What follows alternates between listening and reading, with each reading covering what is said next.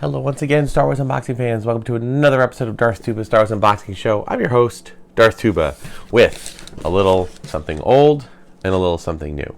The new, obviously, comes from Entertainment Earth, and the old comes from yet another heritage auction. I have really gone down, as I've been saying in the past few episodes, gone down the rabbit hole of quite a few different types of ways to acquire vintage figures. And if you've been watching the channel, and forgive me, right now I'm kind of going through a cold, so I'm a little bit stuffy. I apologize for that. But if you've been watching my channel, you see I've been really working hard to acquire like a lot of loose vintage figures. And part of the reason for that is basically threefold. Number one is I am trying to build up army building in the areas of things like stormtroopers and Death Squad commanders and Imperial commanders and droids, because I can utilize them in different ways and maybe even customize some of them. So I'm trying to find what they're called. What I've learned, I've been collecting since as long as anybody has been collecting Star Wars. I've been collecting that long.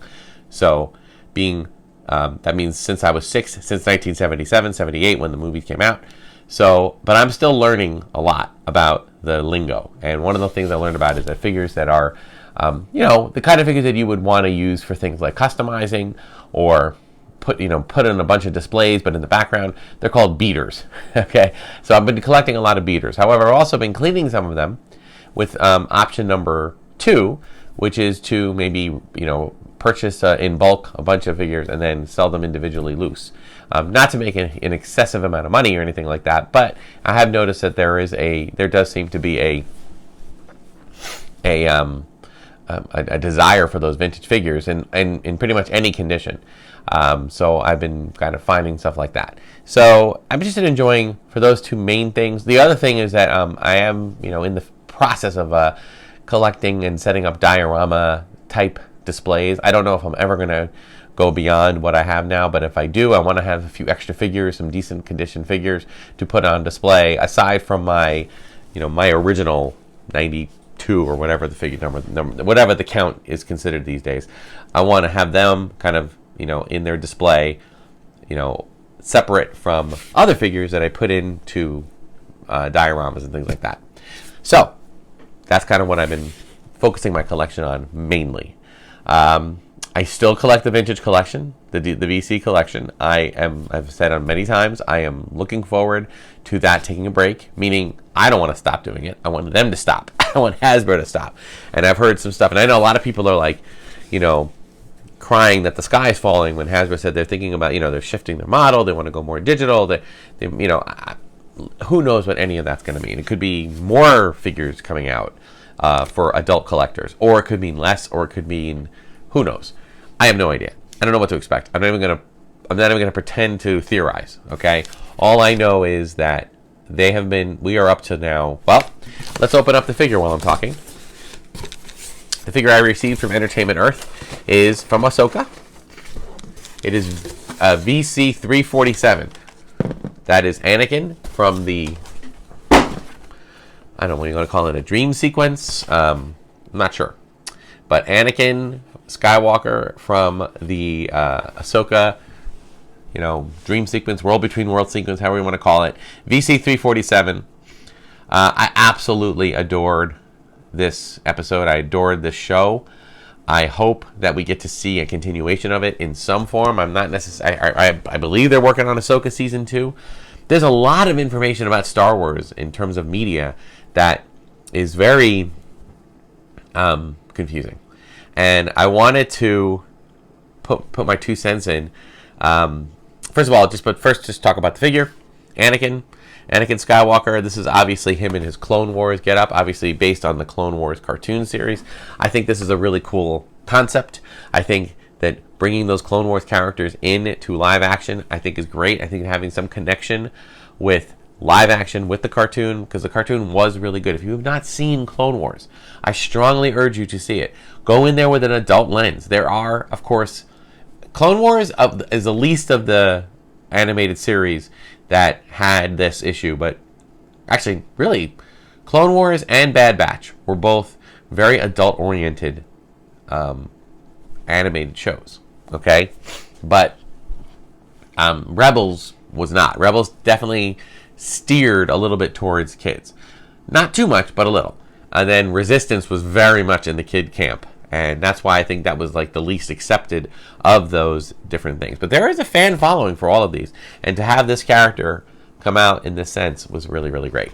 Now, does he look... I don't know how much I feel about the Hayden Christensen wearing the Anakin wig. I don't know how successful that was. I think it was good that it was in the smoky area, that it wasn't really like HD, you know, but nonetheless, I do love the character. So, yeah, the world between world.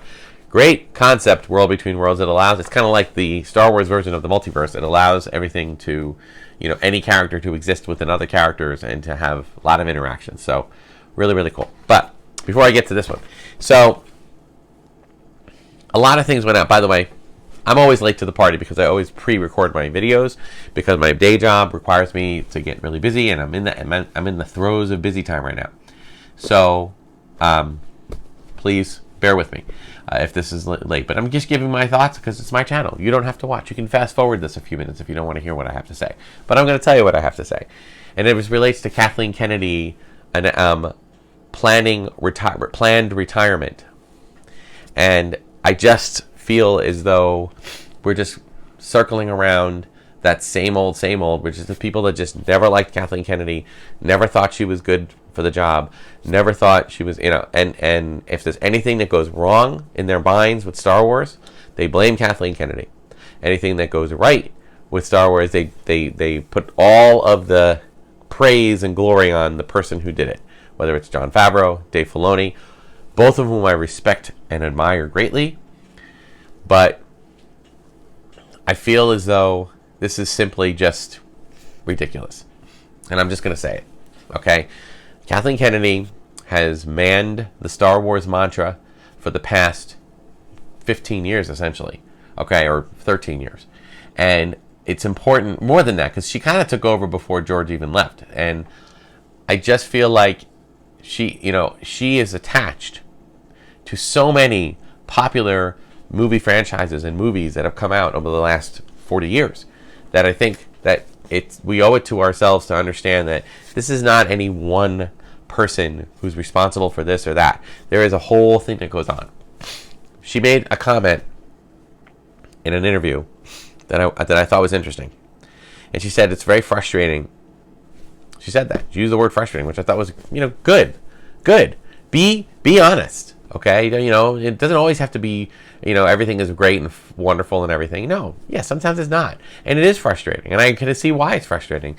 But she was specifically saying how they are scrutinized. Lucasfilm is scrutinized for every decision or non-decision, every announcement or then change.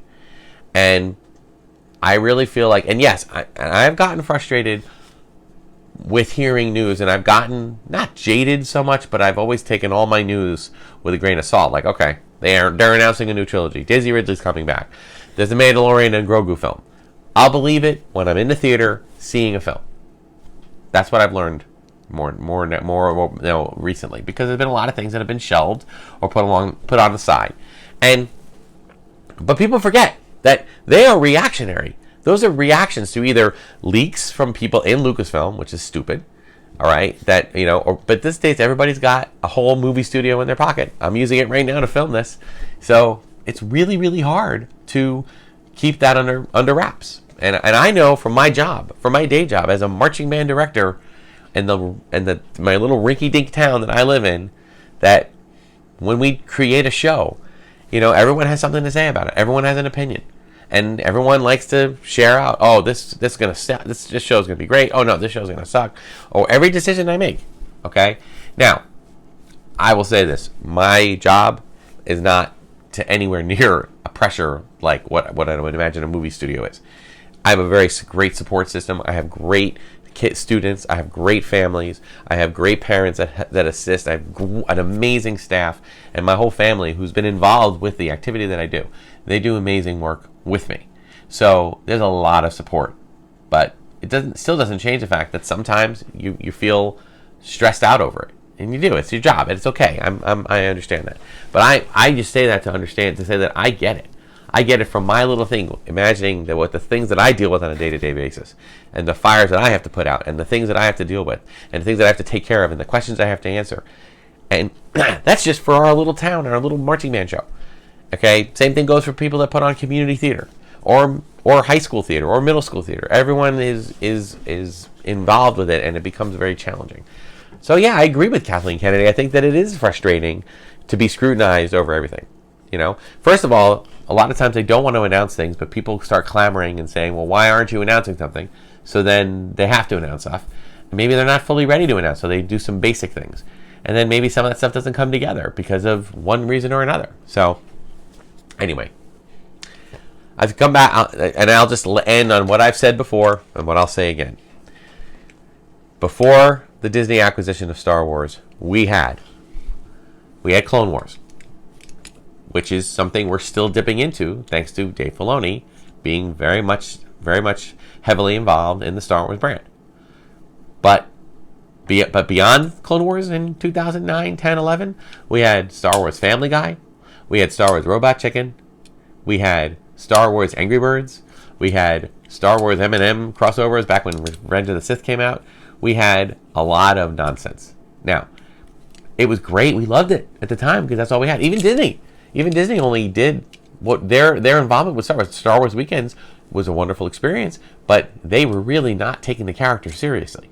They were not. They were doing dance-offs with the Star Wars stars where you have Vader out there doing hip-hop with Padme. It was not. It was funny, but also kind of like, it wasn't something that Star Wars fans really wanted to see too much of, okay? And now we have an entire land with 2 attractions, plenty places to eat, plenty of, entertainment, and all cool stuff. We had a cool hotel living experience that sadly closed, but the ideas are there and are going to be used in the future. And I'm very much looking forward to that. We have 5 new movies, 4 or 5, 6 new TV shows, a bunch of children's programming, still new comics, still new novels, still all this great stuff. It's a great time for Star Wars. Sadly, there are just some people that, because we're not seeing, the things that they want, that they like to voice the opinion that it's horrible. But I disagree respectfully. But I'll get off my pulpit now. So as I said, it's about 6 minutes in, so you can fast forward that. But so let's talk about Heritage Auction. The thing I love about Heritage Auction is that Heritage Auctions do bulk items. And bulk items are a great way to collect the vintage figures if you want carded vintage figures. They are excellent because they are essentially you're saving in bulk. You're buying in bulk, so you're saving a little money. Okay, if you try to buy a figure individually, you're going to pay a little more. There's going to be more things. Now, as it stands, there are 3 figures in this lot. We have number 1. We have the Star Destroyer Commander, which I love because this is actually. Just want to make sure one thing. Yeah, okay.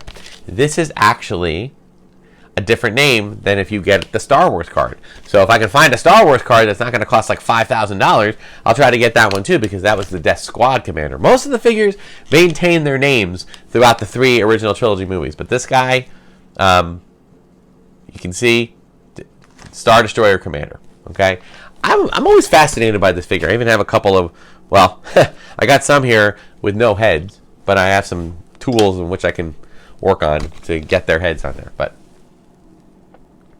what I love about this is that this is a non-existent character. This character did not exist in the movie in Star Wars. There were characters that were dressed in black. There were characters that were dressed in gray, but without the helmet. Okay, these guys with the helmet were all in black. They just kind of, because of the black and white still of the photo, kind of created this. So I always thought that was cool. The card, pretty decent. It does have a sticker, a Gemco sticker, $2.47. A little bit of tear on the back, up top, but other than that, it's in really good shape. So that is And I do believe that is a card that I have not had before.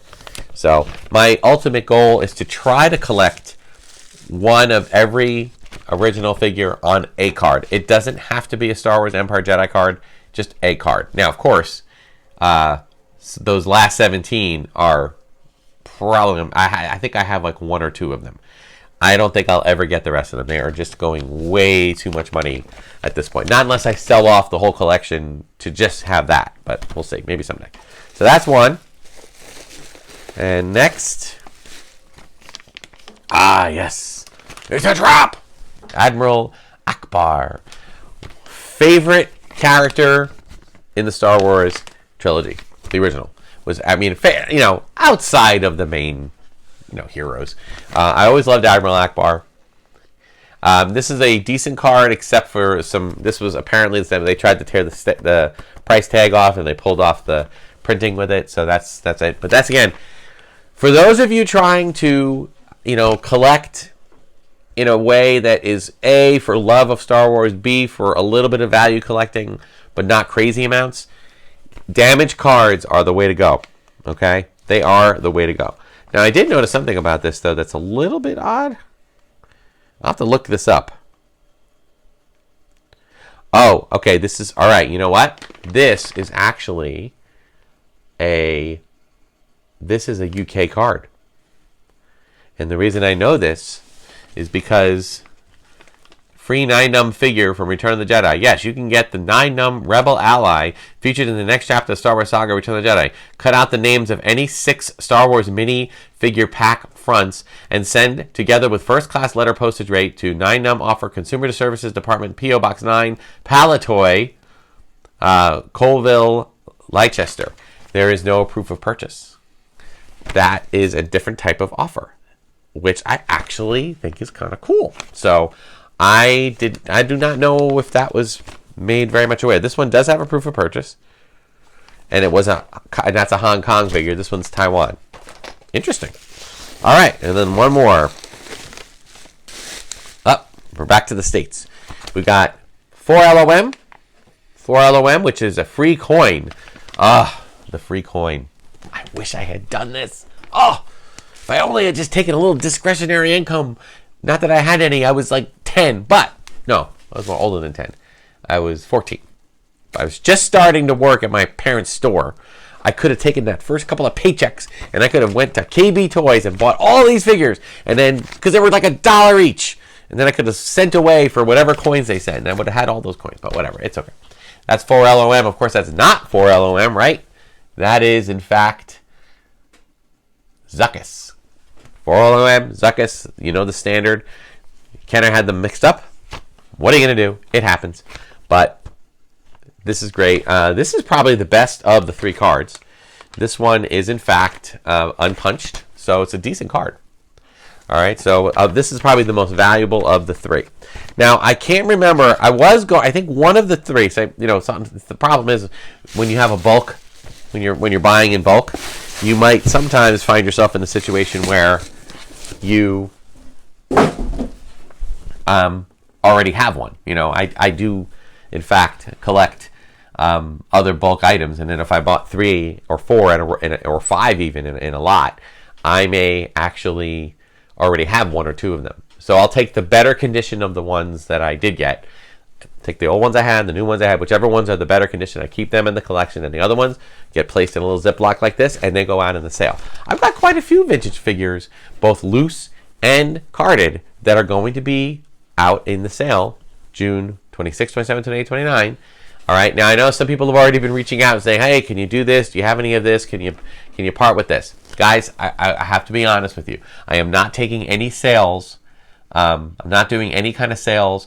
The only thing I might consider doing, okay, is setting up like a claim sale, like on a Facebook group. So if you look at things like the Imperial Commissary, look for Star Wars vintage collection items on Facebook. And if you find things like Imperial Commissary and a few other ones, I'm a member of. I try to join as many of those groups as possible, because that's how I've been purchasing loose figures on claim sales. But I am not going to be taking any private sales ahead of time. Okay. I am going to be doing the sale the weekend I mentioned, I may get over to a flea market a week or two, or for a weekend or two prior to that. No plans as of just yet. Maybe in May, or maybe a time in early April. So we'll have to see. Anyway, I'm really looking forward to it. So this is another reason I'm doing all this, is that I'm putting a lot of vintage stuff. Yeah, there's going to be a ton of Power of the Force 2, a lot of stuff from the later years, from the 90s and the 2000s and the 2010s and the 2020s even. Okay, but I also am going to have a lot of vintage stuff out there. So, if you know anybody in this area, tell them to make the trip. And that's the best way I would advise, is like that weekend, Thursday, Friday, Saturday, Sunday, come out to see me. All right, it'll be in Flemington, New Jersey. I'm not putting the address here. I will put that out on Facebook groups. Thanks so much for watching, guys. Be sure to like, subscribe, hit the notification button. Check me out on Instagram and X, or no, not X. I'm no longer on X. Although Red 5 Network does still talk about our channel on X. So please be sure to check out all their other Star Wars related content that they sponsor, and thank you, Red 5, for always mentioning our channel. We are on Bluesky. Just look for Darth Tuba there, and Darth Tuba's unboxing page on Facebook. Thanks so much for watching. Until next time, may the Force and the toys, new or old, be with you.